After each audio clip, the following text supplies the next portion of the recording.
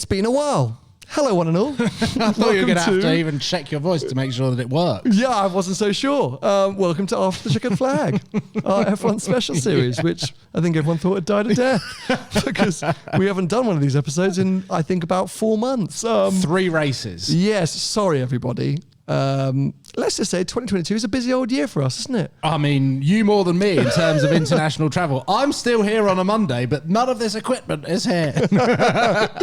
Yes, I mean, I guess we shouldn't complain, or I shouldn't complain. It's nice to be busy, but it has made recording these episodes particularly difficult because if you're new to After the Checkered Flag, you've never heard it before, essentially, Paul and I get together either on a Sunday evening, quite rarely, or more realistically, first thing on a Monday morning, to talk through the race that had just happened and all of our thoughts and feelings and conspiracies. Conspiracies. Or controversial opinions. On controversial opinions. Because we don't really know anything that we're talking about. No, we're clueless. We tell anecdotes. We have no experience or expertise. But yeah, most of the time when I've been traveling, I've been watching the race on Sunday and then leaving first thing on the Monday morning. So Paul's like, hey mate, on my way to the studio. I'm like, I'm in France. It's not quite like that. I think it's a little bit more organised, shall we say. There's a little. Never a wasted journey on my part. No, it hasn't been a wasted journey yet, but apologies. And we are trying to do something about this, or I'm trying to do something about this. But at the same time, we did say that actually, we do, of course, have things to talk about every week. We talk about F1 non-stop via WhatsApp, not an ad. Other text services are available. But let's face it, I will just come and say, I think the last 3 races haven't been as thrilling as some There's been 4. Oh, God. 4. Did we do a Spain one? No, because originally we were going to say Spain and Monaco will do a double-header podcast. Yes. Then we were going to do Baku. And now we're at Montreal. Wow. So 4 races. We are dedicated. Yeah. Don't worry, guys. We'll be back for the end of the season. That recap is happening. What a great year it was.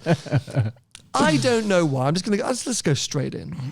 I did actually ask at a recent live podcast event we did for the main show whether people thought this was a particularly exciting season of F1. And I wasn't surprised. Oh, I was surprised by how many people agreed with that statement that maybe the races or the results are getting a teeny bit repetitive in the sense that it seems like on a Saturday, Ferrari are almost unbeatable, at least Leclerc. Here he is, he's so quick. I don't know. He gets a pole just when you didn't expect it. Oh my God. The one-lap wonder kid. One-lap wonder. And then on Sunday, it all falls apart. Either Red Bull use their ultimate high-speed advantage, well done them, bravo, and just sail past, or Ferrari absolutely fluff it on strategy, or Max just outdrives everyone, which again, fair play. I think all of those points are valid. And so I think that's why, at least for me personally, and it felt like quite a few people during the live event, kind of were like, well, it's starting to be a little predictable, and maybe lots of Hamilton haters or Verstappen fans or Vettel fans might be going, well, welcome to the party, because this is what we've had to endure for the last 8 years. Maybe you're right, fine. But at the same time, I just think, I just want a bit of spice. If Max runs away with it, Max runs away with it. But let him get pole, so at least we know he's going to run away with it on the Sunday. What I don't like is the false hope. Us. Yeah, it's the false hope. That's what's killing me. Because I go into Sunday and be like, oh, it's going to be epic. It's Leclerc and Verstappen on the front row again. Oh no, now Perez is in there. What's going to happen? Russell's going to win a race. And no, just Verstappen just wins. Yeah, I think that has happened quite a lot over the years in general in Formula One. And again, we're going back to the beginning of this season where we find it far too easy to compare these early races where whilst you're fighting for championship points, it's still a points collection game.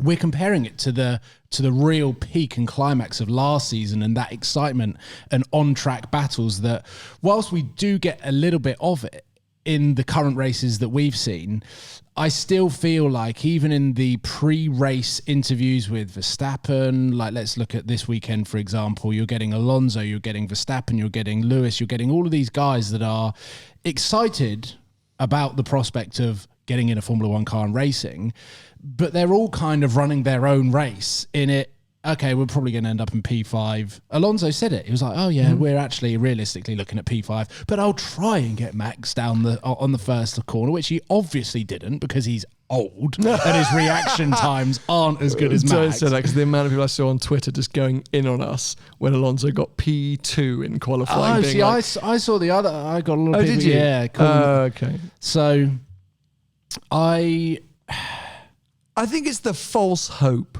That for me, this season is playing out where it still feels like a lot of teams haven't really figured out the true potential of their cars yet, including Red Bull, because firstly, Max, I'm going to say doesn't look as comfortable as Sergio in pure qualifying trim, except when it was in the wet, because my God, that guy was quick.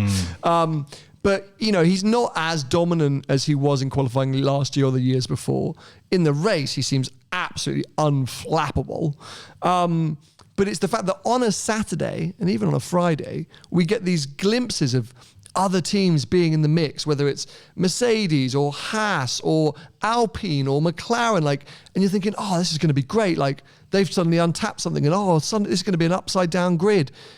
And then Sunday comes along and as I say, it all kind of goes away and Max just saunters to the front. And this is really not me as a Max hater. I think he's driving unbelievably this year. Like the consistency is terrifying, and there was no point yesterday that I think Sainz was actually going to lunge Verstappen. I was like, he's not getting through, even if he dive bombs him, which he won't, because he knows what Verstappen will do. Yeah, he's known Verstappen too long. He knows if he's going up there, Max will just drive him off the track. Like he looked way too in control, but that just means that I'm constantly left with a disappointment feeling where if on Saturday Max was as dominant as he was on the Sunday, at least I'd go into the race knowing, okay, well, Max has probably won it. Let's look at what's going on behind him. Whereas I, driving back from Mille Miglia yesterday, was racing home thinking, is Alonso going to win a race? Is Alonso, the oldest man in the world, actually going to win a race? Where you're right. I mean, he wasn't, and he knew that. So I think that's why I feel a little deflated by the season, because I feel like there's this untapped potential or this promise of this kind of, competitiveness, which doesn't on Sunday seem to come through. Also because Ferrari are just absolutely incompetent. Yeah. I mean, it's falling apart. Was it 75 points Leclerc's lead at one point this year?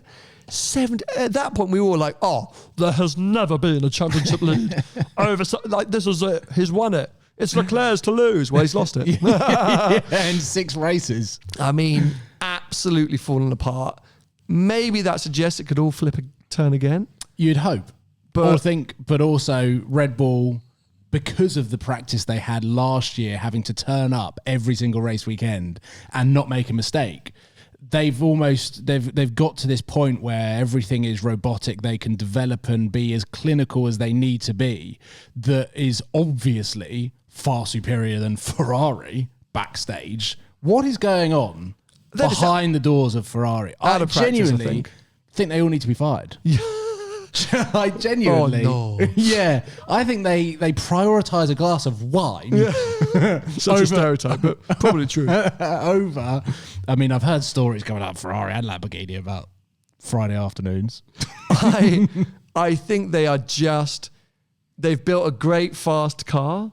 The rest of the team is not there yet. They just look out of practice at being that competitive. Out of their depth. Yeah, and to be fair, even if you go back to the Alonso years or the Vettel years, exactly they've not always been the strongest at the strategy calls. Like we've seen many blunders. One was the Monaco year that they got kicked out of Q3, was it, in the first session because of wrong tyre choice or whatever. Like this is a theme post Braun, Todd, Schumacher era. Which is why I kind of feel like in the world of football, if a management team behind the actual team that are playing the sport aren't performing, they get 6-9 months max.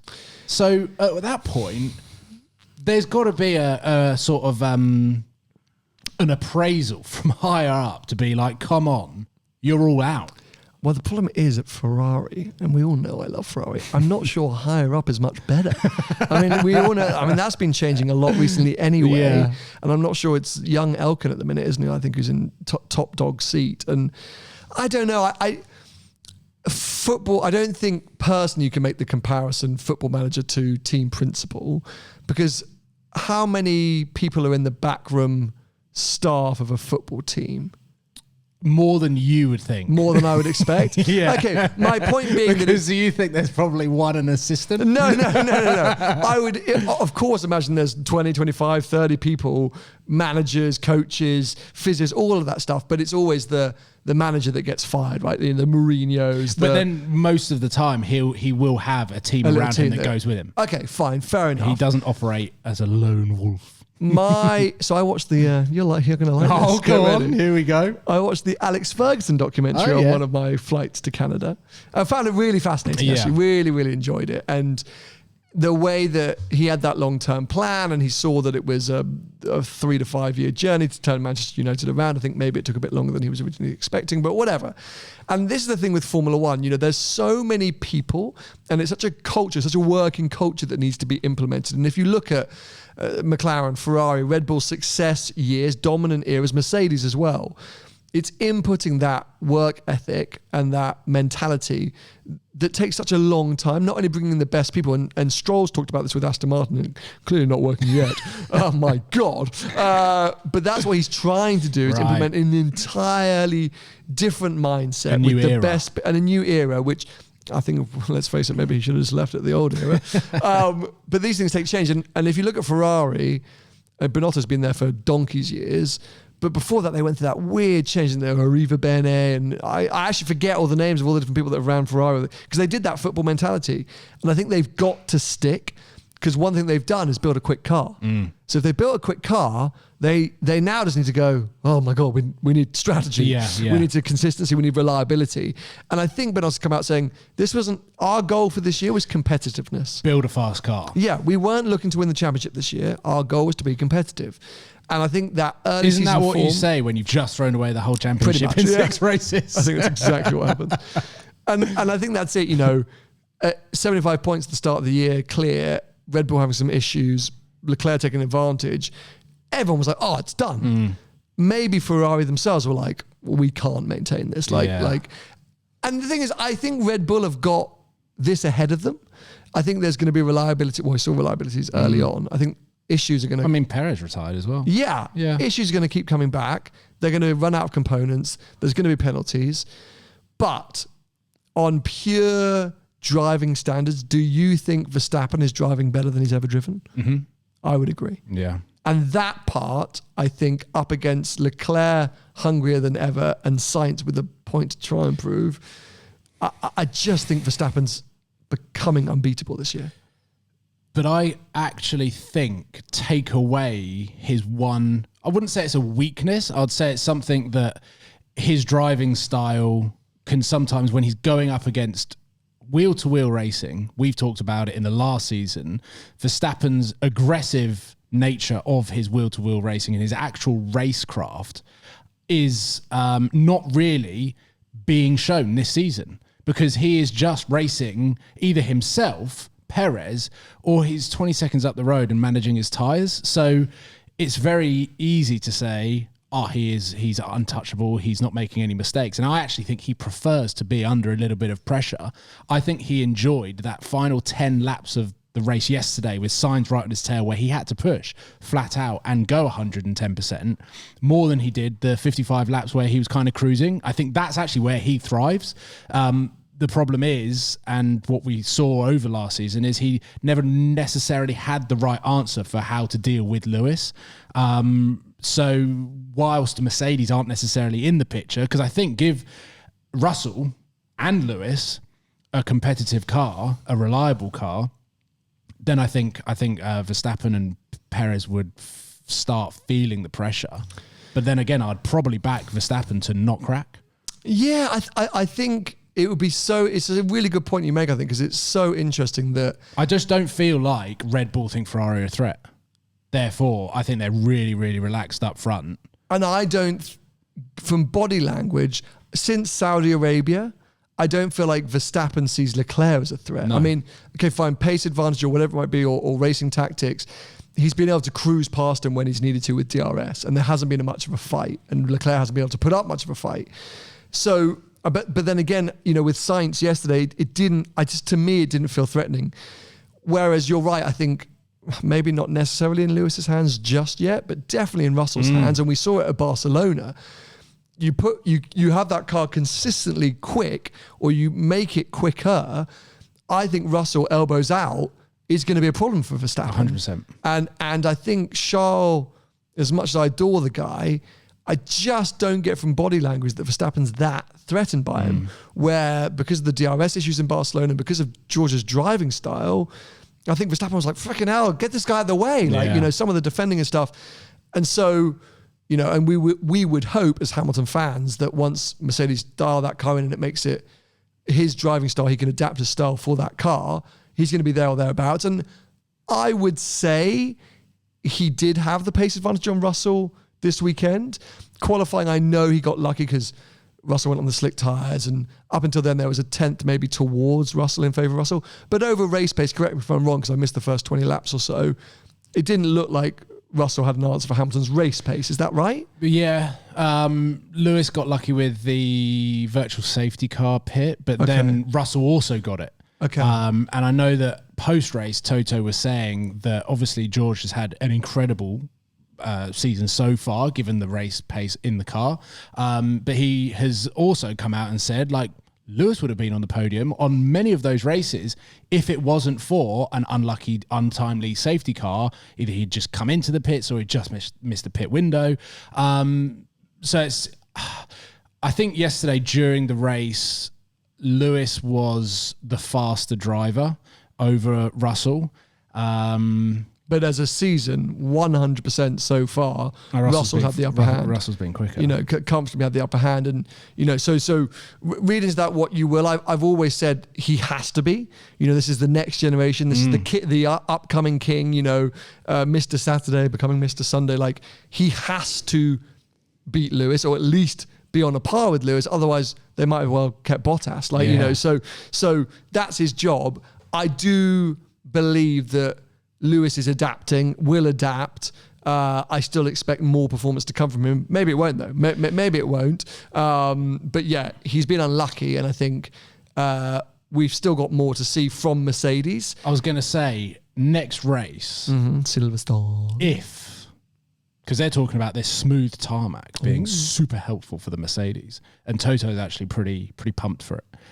If we see a competitive car from Mercedes, knowing the swing that is capable from Leclerc to Verstappen, could you see Mercedes competing for the World Championship at driver and constructor over the rest of the season? Do you think they've left it too late?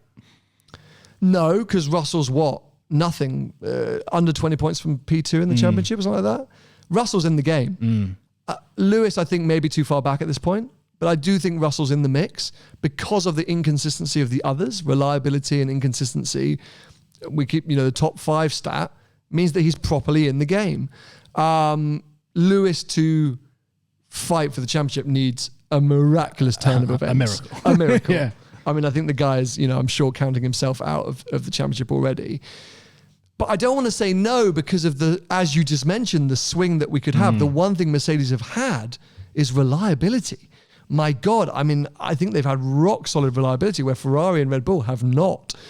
But they need to come out at Silverstone with an update package that makes them 1 and 2 on the grid and first and second in the race. Yeah. If they're there or thereabouts and a bit more competitive and Russell's... Best of the rest. Best of the rest, or, another sort of half lucky podium through retirements, or... Because let's face it, if Leclerc didn't have the engine penalty, would they have been in the podium? Probably not.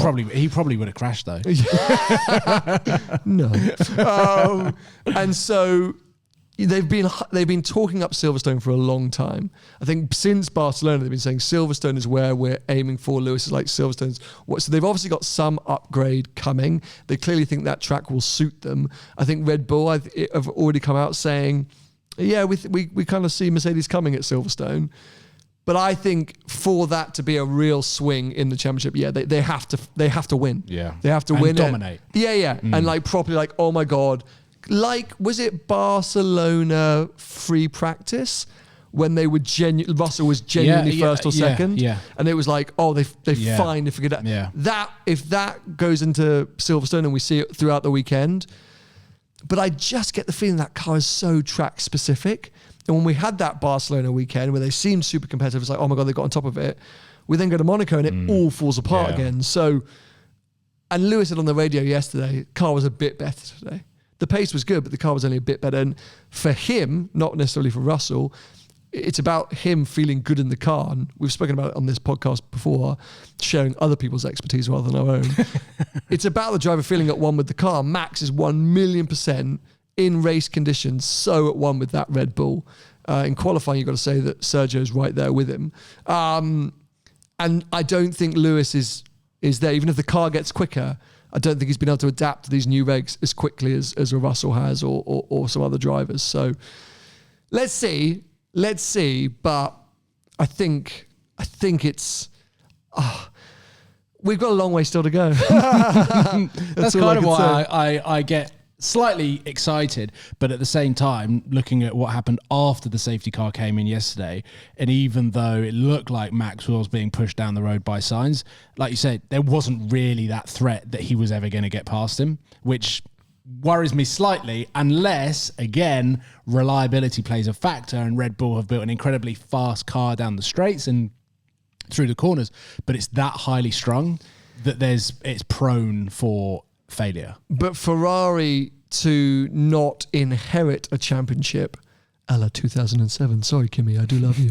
But, they have to go out and win it. They can't, they've got to iron out these issues to pick up maximum points when if things go wrong for Red Bull. They can't afford to fluff it themselves with reliability and strategy issues. So that's where it's like, we need to see something change over the next few races. And look, we could all get to the summer season with one situation, and we've seen plenty of years before where that all changes in the second half of the year. But I do think, for it's getting critical now for Ferrari to beat Red Bull, to get a victory over Verstappen, to sort of lay down the marker again and say, we're still in this fight. We're not just absolutely giving it up. So, well, look, to move on from the front of the field, I was going to jump straight in and be like, I don't know what you've got in terms of whether we've got any sort of structure to this Not podcast. really. But after qualifying at Montreal and everyone getting so excited about Alonso, I was like, hold on a minute. Haas at P5 and 6. Last season, the season before, the season before, they were minutes behind the rest of the field after races.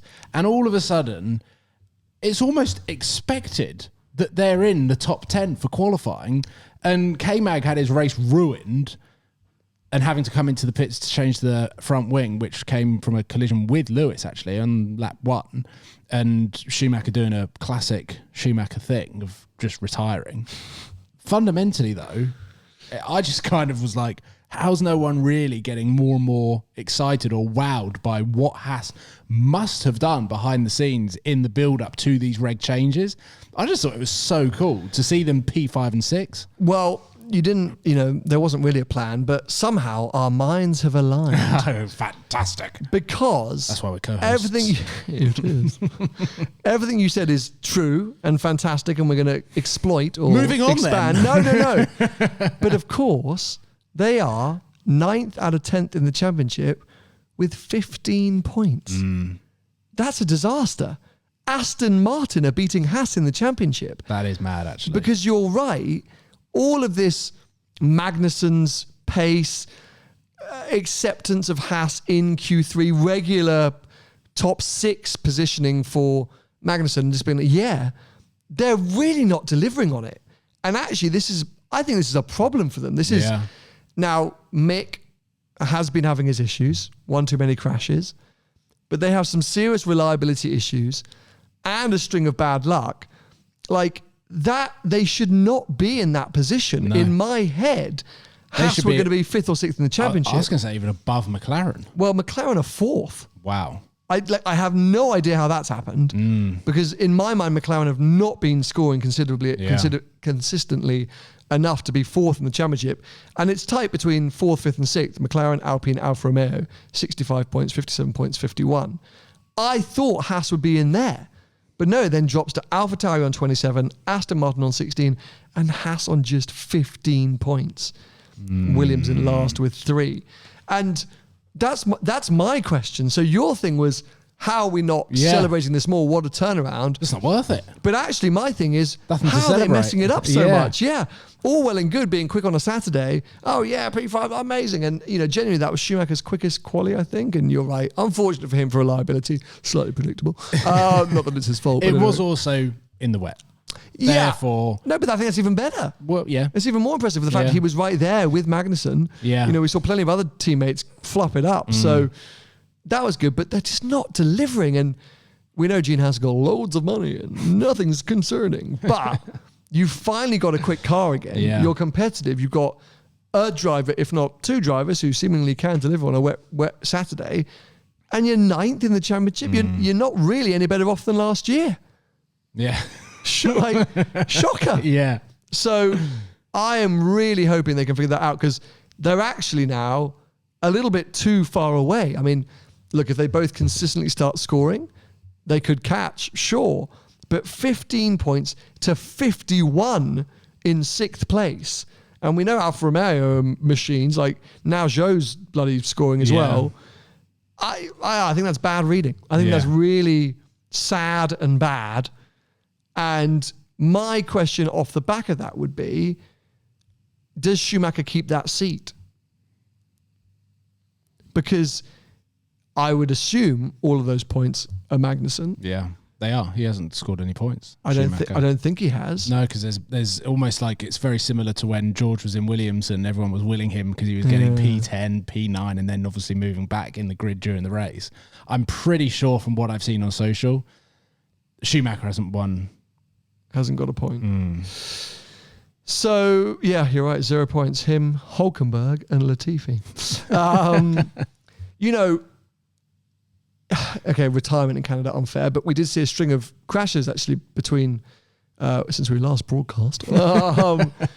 And bless it, we love the guy, best name in motorsport in my opinion, but they've got to start scoring more as a team. And you can't really all leave it up to poor K-Mag, who, to be fair, is 12th in the championship. What's he done? Race positioning, 5th, 9th, 14th, 9th, DNF, 17th, DNF, 17th. So it really fell apart. Really downhill, isn't From it? Miami onwards. He scored 5th in Bahrain, 9th in Saudi, 14th in Australia, 9th, and then literally Miami onwards, it's a disaster. Is that more teams figuring the car tyres out? Maybe. And has kind of staying stagnant because it would... Yeah, I actually was watching the Saturday going, this is incredible. An incredible story for F1 to show that regs or the reg change can have an impact on teams that have struggled in the past.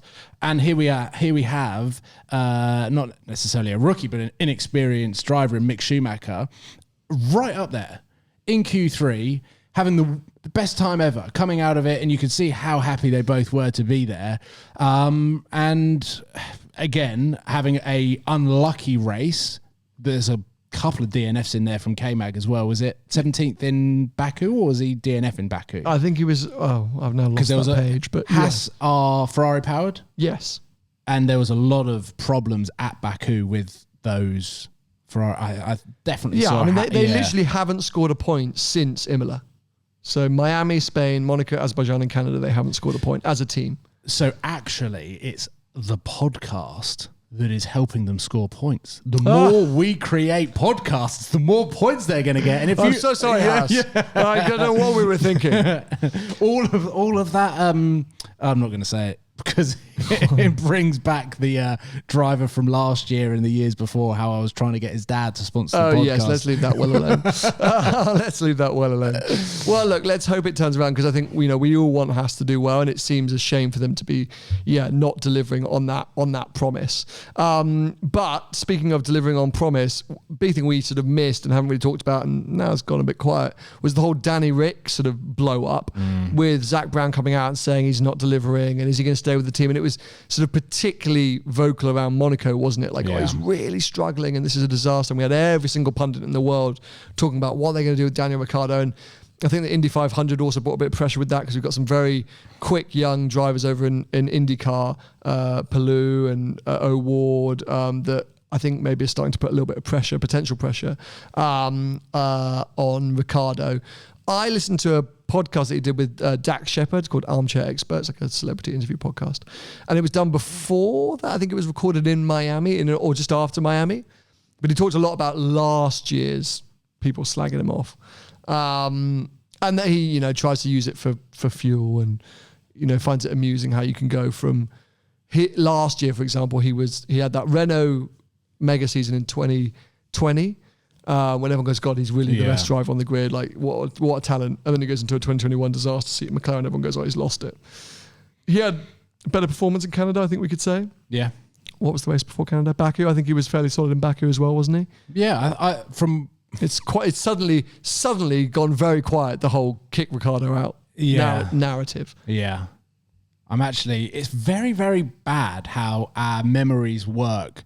In the short term, I'm struggling to remember. I've got the feeling that Danny Rick was outperforming Lando in the last 4 races. That's interesting. So he had an 8th in Baku. I think he finished just behind Lando, if I'm from memory. Canada 11th, and I think Lando was 14th or something. I know Spain, Lando was Ricciardo poorly. versus Norris. Whilst you Google that, can we talk about Alonso's shithousery?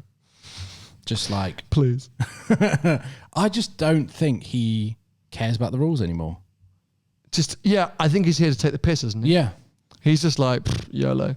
Yeah, it's just like, oh yeah, I'm going to red flag this quali session because I've done all right, or I'm trying to help someone else. I'm going to knock someone out. Back up the field. I just feel like he's there, not fully respecting I would say F1 etiquette. No, you're right. He just seems to sort of, you're just take the piss. Yeah, like, he's like a bit like, well, I've been what are they going to do? Give me a penalty. Yeah. Well, they actually are. Yeah, you got 5 seconds. He did. I don't think he cares. Did you see that on board as well? Well, I know of what he did. Yeah. No, is it bad? He snaked the whole way down the back straight. Yeah. He just doesn't care. Yeah. And that's kind of like, I was watching that. I was like, that's actually disrespectful. He's making a mockery of the sport in a way. In a way, like there is an F1 etiquette, and also you are driving to compete and provide the best results possible. But there becomes a point where if you do it once, it's like you're trying your luck, isn't it? You're like trying to push the line and see how far you can get. If you get a penalty, don't do it again. He's almost finding these loopholes or the grey areas in the rules where he's like, wiggle the steering wheel a little bit, lock up the brakes. I've gone off the track. No. Sorry, guys. Car didn't do what I thought it would. And I don't know what he's trying to get out of it. It's L plan. Yeah. It's L plan. It's to be a bit of a menace. Yeah. And you're right. And it was like that whole chat when he got P2 was like, what's your get? And he's like, I'm going to send it. Yeah. I'm just going to launch him. I'm just going to launch him. Like, and you're right. I think he's been in it long enough, and he's at such a point in his career, he's just like, don't care. Yeah. I just don't care. It's like, was it Barcelona where he launched it around the outside of the corner, like cut the track basically? Yeah. Pretended like he was forced to go off. Yeah. I think it is a bit of a besmirching, is that right? But it's just a Dick Dastardly move, and you sort of see it is a bit of a mockery. But I think he's doing that to highlight how maybe silly F1 has become in his mind. What have you found here? This is him snaking. So it's on the back straight going towards the chicane. I think this is... Let me see if I can get the clip up of when it's... So I think, yeah. This is him in front of Bottas or Joe? Oh, yeah. He literally looks like he's warming up his tyres. And then all of a sudden, like, blocking the overtake. Nearly launches him into the wall. Yeah, the Alpha's got DRS, so he's travelling at a faster pace. And considering you're allowed one move... That was about 15. Yeah. Yeah, disaster. And you know what, Leo? I saw a few people be like, look, Alonso's still so quick. Yeah, as if it's funny. Oh, not that, as in like he's still on P2, like, you're wrong. Oh, sorry, yes, for an old man, like whatever. But he is an old man. Yeah. And yes, he's quick, but that Alpine is getting quicker. And Ocon also looks handy in that car. It's not the first time we've seen him maybe in contention for a pole position this year. Australia, he also looked like he was up there until he binned it. So let's see, it's kind of fun that he's there as almost like a Simon Cowell character, just kind of mocking the sport and being like, look, I'm 42 and I stuck it on pole position. And I just launch everyone. I don't care. Like, whatever. I'll crash into you or I'll win. It doesn't matter. And it's sort of semi-amusing, but it's also a bit like, I'll piss off Alonso. And there's been a lot of chat around Piastri, who I think we're all desperate to see in Formula One. And the big question over, does Alonso stay? Does Piastri come in? What's the deal? And I think Otmar Zaf now came out kind of basically hinting that something's happening there. I think the thought is that he's off to Williams to sit next to Albon. They're going to get rid of Latifi, maybe even mid-season get rid of Latifi and stick Piastri in there. Latifi, this was his last race. Oh, bold. Yeah. Oh, maybe that's what it is. Yeah. They were like, out of respect, we'll let you do Canada. We'll let you finish P19 in Canada, or wherever he ended up finishing. Oh, maybe you're right. Maybe that'd get Piastri in the Williams. Yeah. That could be Larry. So, yeah, let's see. I guess we don't know if Alonso's continuing yet in general, but I guess he still thinks he's having fun, but just bores me so much. At what expense? He knows all those things. Well, last time Alonso was on the front row, Lando Norris wasn't born. I was a bit like, well, then piss off. Do you know what I mean? Like, it's clogging up a seat. Anyway, so let's wait and see what happens with him. But yeah, plenty of other sort of noteworthy, I guess, drives over the last few years. But for me... Last few few races. My God, that's the exhaustion kicking in. For me, the question mark still hangs over Aston Martin. And Vettel, I know we had a bit of a go a moment ago, half joking about Stroll and his kind of master plan, but I think Vettel, again on Friday showing such promise, or even Saturday morning, was it showing promise in the rain? And then it fell all apart for qualifying. And that's a guy as well that I'm like, how long can he withstand those frustrations? Because you don't see the promise that Racing Point had, and you don't see them taking steps forward. Amazing that they've sort of ended up in the championship where they are, but I don't know. I'm also a bit like, where does that plan start to bring fruition, and how long does Vettel stick it out, especially with all this kind of like, let's save the universe chat that he's on. I think he's more conflicted than ever. And if he goes, who do you bring into that seat to give them any kind of credibility? I mean, Stroll obviously isn't going anywhere. I just see pain ahead. It becomes a tricky position for that team to be in. Absolutely. If they get rid of Vettel, who obviously brings a whole load of love, marketing potential, credibility, noise on race weekends, because if it wasn't Vettel in that seat, who do you put in that seat? And like you said, Stroll's not going anywhere, which is slightly sad. Like, he's all right, but at the same time, his dad owns the bloody the team. But yeah, I mean, if you slot a Hulkenberg in there, or you bring in another young driver, I think you're right. I don't think they're getting the airtime. No. I don't think they're getting the airtime, and I'm sure Aston know that, and if they don't, they need to clock onto it. But I just think Vettel's motivation must be declining, as well as his, public profile around, climate change is increasing. Yeah, it's going to be an interesting one, and it's a sad one, because we both said when Aston came back how much we want them to do well, how much we wish for them to do well. Of course. And I just get so disappointed when I see them floundering around at bottom of, end of Q1 or Q2. They're just kind of nowhere to be seen. Yeah. And the longer this sort of frustration goes on with Aston Martin, the longer it seems Vettel's hair gets. Oh my God, the man needs a haircut. Yeah, it's like disaster, getting a haircut isn't going to negatively impact global warming. No. So sharpen up, mate. I don't know what's going on with him. He looks homeless. He really is portraying. I think he's hoping that he will become so unrecognizable that he can pick rubbish up at the end of a race weekend without being recognized or filmed. Him. You're such a good point. Maybe look at that cute homeless man. Maybe he's transitioning. To what? A homeless person? To a woman. Oh, okay. We don't know. That's what Bruce Caitlyn Jenner did, wasn't it? Who knows? Yeah. But look, it's an interesting one. But we've got a handful of races now left before the summer break. So my question to you is, I can't remember I can tell you the exact point breakdown. Do we think anyone will catch Max before the summer break? Do you think we'll have a different person go into the summer break in the lead of the championship? No. Would you like me to have said yes? No, because I'm going to say yes. What happened to Sergio? Do we think that's Red Bull just like loosening some bolts because they don't want him to beat Max? I was driving here. I was driving here thinking That's your conspiracy corner. Red Bull sabotage that car just to knock him down a few pegs. Was it Baku where he was like struggling to get out of the pit lane because of a fuel thing? Where was it that he was like, oh, sorry, Perez, like we held you up a bit. Like, it stinks of previous seasons with Red Bull and Ferrari and probably Mercedes. I'm sure Bottas might, he's quite nice about his time at Mercedes, but the moment you as a team favour, and I'm talking specifically Red Bull, because look at the contract Verstappen signed. I would love to see the clauses in that contract. Oh, and Perez's, which I'm sure also bow down. Yeah, oh, well, yes. But then he's still allowed to win races. Like, and this is the thing. If the momentum swings and all of a sudden, because it's not just like the driver feeling at one with the car, like you also have to drive with confidence.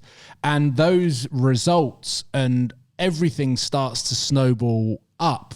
And all of a sudden, you start to believe that you're at one with the car, maybe even before you actually are, and that gets you there. If Perez builds this momentum, and we've seen it, I think we saw it in Spain, where Max started to see red again. Like the race wasn't going how he, and that I actually feel like Max prefers driving under pressure in P1 and just dictating that race pace. Even if someone comes up behind him, I think he backs himself that he's faster and won't let them through. And if they do get through, he'll try and run them off the road. So controversial. But I think if you get the momentum running with Perez, Max will throw his toys out the pram, look elsewhere, be like, I'm going somewhere else then. And all of a sudden, he's going to be making even more money. So I don't. Then, as a Red Bull, you start loosening the gearbox. Christian Horner. Looks like it's a gearbox problem, and hopefully it won't happen to Max. Well, obviously it's not because his is done up properly. Do we think Christian Horner pays Sky F1, by the way, 100%. To speak to him? That's the most appalling. If it's not him, it's Jerry Halliwell. But like literally, because there must be a financial incentive, because we actually haven't heard from another team principal for about 9 months. I don't know if he's the only one that's willing to. They've got to stop. It's becoming. The tweet was stop talking to Christian Horner, and if it's because no other team principals, just don't air him. Yeah, Sky F1 has become the new Michael Massey. He's like, what's it called? Brainwashing. Yeah, it's entirely his narrative. Yeah. Sky F1. But do you think that's Red Bull? Because we talk about Red Bull as in the Formula One car, but Red Bull are a huge company, and as Sky Sports, do you see that as an incentive of, look, we want to favor them, or we want to include them, because there must be some sort of commercial agreement. Doesn't make sense. I think it's that he's the only one that will talk to them. Other team principals said, no, sorry, I'm too busy. And Sky have gone, it's great access to the team principal of the championship contending team. And they've just thought people want to see it. Yeah, they want to see it. I'll tell you what I don't want to see is Jerry, his wife, filming Max. I mean, what's she doing with that video? I don't know what you're talking about. So Max got out of the car and goes and runs over to his team, and then like high fives Christian Horner, and then goes and is there with all of the other drivers and kind of like talking to them, and he's like laughing and joking with Carlos, because that frustrates me so much. They're so competitive, and then as soon as they get out of the cars, they're best friends. And Jerry Halliwell's there with her iPhone, like filming what looks to be like a bit of the sky and then Max's head. I'm there going like, what's she doing with that video? Where's that content going? Where is that content going? What's the point? You're there every race weekend. There are so many professional cameras around. Bloody hell. Sorry, that was a bit aggressive, wasn't it? Yeah. No, put co-host. No, you know who that is? Sean. No, that's my Porsche dealership. Oh my God. Well, I'm calling that. Oh, bloody hell. They better not be calling me for what I am not ready. Hello, Sam, your car's arrived. Anyway. Oh yeah, I was. Is she in bed that night, like sending it to Mel B, being like, "Look where I was today." Obviously, I think you're reading too much into Jerry Halliwell's phone filming techniques. But yeah, let's get rid of Christian Horner. But going back to the original point, I think this is it. It's where I think Perez was building such momentum, and if you're Red Bull, is there not a part of you that thinks, maybe not like let's sabotage Perez's car, but okay, let's put all of our attention back into Max to get him back onto his pace. We know he's our golden child.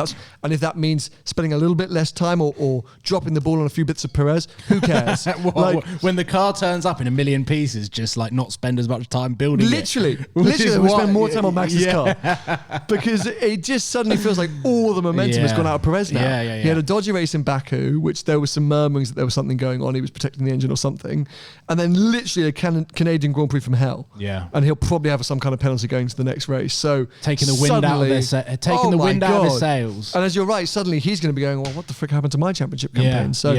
Okay, so to answer it, you say no.